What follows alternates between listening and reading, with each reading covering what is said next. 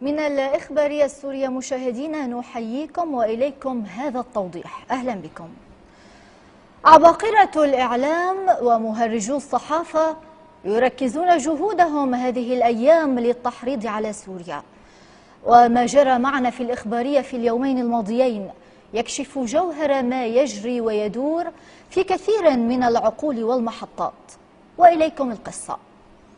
في ظهيرة يوم الجمعة وعقب الصلاة سارعت قناة الجزيرة إلى إذاعة أخبار عن مظاهرة حاشدة في حي الميدان وسط دمشق، وقمنا في الإخبارية بالاتصال بمصادرنا في هذا الحي، فوجدنا أن هناك مجموعة من المصلين خرجوا من جامع الحسن وهتفوا الله أكبر وهتفوا لسوريا والحرية، وكان عددهم بالعشرات. وسارعنا إلى نشر الخبر وقلنا إن عشرات هتفوا لسوريا والحرية، ولكن الجزيرة استمرت باعتماد خبرها بأن هذه المظاهرة حاشدة، بما يوحي أن هناك جموع وجموع وجموع تحتشد في الميدان.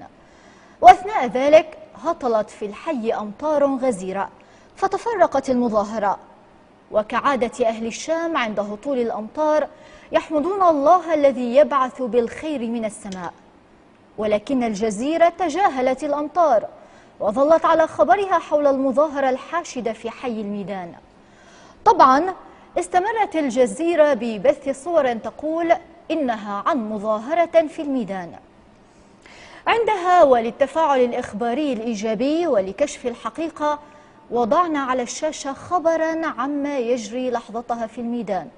قلنا فيه: أهالي حي الميدان يشكرون ربهم على الأمطار الشديدة التي هطلت، بينما الجزيرة ما زالت تنقل صورا تقول إنها لمظاهرة في الميدان. إلى هنا انتهى خبرنا الذي نقلناه.